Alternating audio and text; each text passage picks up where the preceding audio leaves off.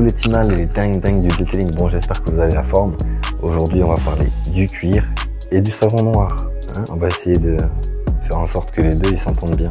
Je vais essayer de t'expliquer le plus simplement possible les différents types de cuir qu'il y a dans les véhicules, comment ça fonctionne. Le savon noir, est-ce qu'on peut l'utiliser sur le cuir? Est-ce que ça l'abîme? Est-ce que ça altère la couleur? Tout ça on va le voir et avec un petit test de sans lavage. Trois types pour les voitures. Donc tu as le cuir aniline, le cuir semi-aniline et le cuir pigmenté. Le cuir aniline, c'est la peau dans sa forme naturelle, elle n'a pas de revêtement de protection. Donc elle se tache, elle se raye plus facilement et elle est sensible à l'eau. Dès qu'il y a de l'eau qui tombe dessus, ça va tacher le cuir.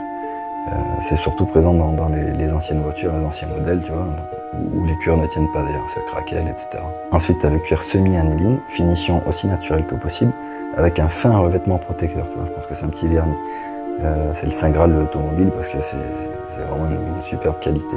Et puis enfin, tu as le cuir pigmenté, ou le cuir enduit, c'est-à-dire qu'on prend la croûte de cuir et on enduit dans un revêtement polyuréthane. C'est une couche synthétique qui recouvre la peau. Le revêtement cache les éventuels défauts. Putain. Rien compris, moi. You can't wait on other people to be what you've been called to be. You can't wait on their affirmation. You can't wait on their approval. You can't wait on their support. Sometimes you just gotta run and look behind you and say, everybody who wants to run, run, but I can't stop running because you're not running with me.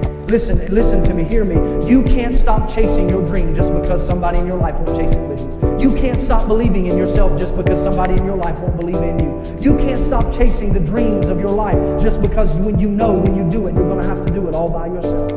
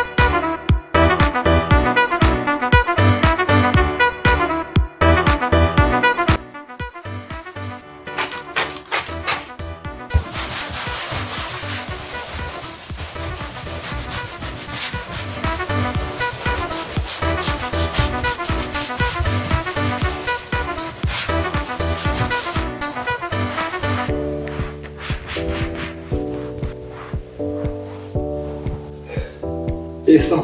Voilà, ça fait 100 l'ami. Tu vois là, c'est le côté nettoyé. Je vois pas où ça a altéré quoi que ce soit. Je te laisse regarder. Ça n'a rien altéré du tout. C'est légèrement gras par rapport à là où j'ai pas nettoyé. Et franchement, il est sans lavage, donc c'est normal que ça soit un peu gras.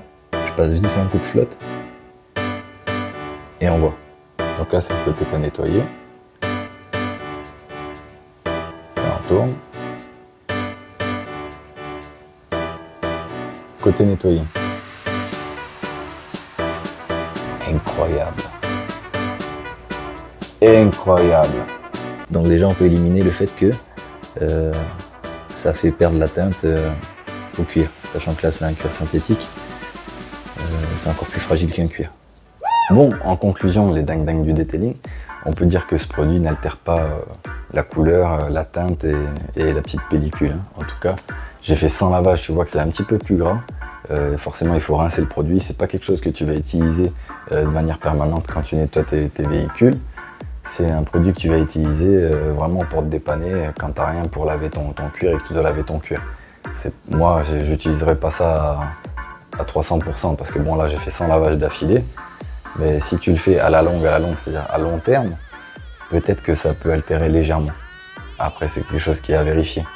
Je n'irai pas le vérifier, il y a des produits spéciaux pour nettoyer les cuirs, pas besoin de s'embêter et aller chercher du savon noir.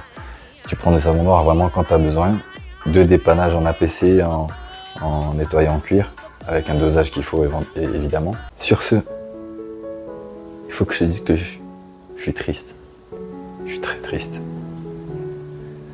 T'invites ta meuf au resto, et c'est elle qui paye.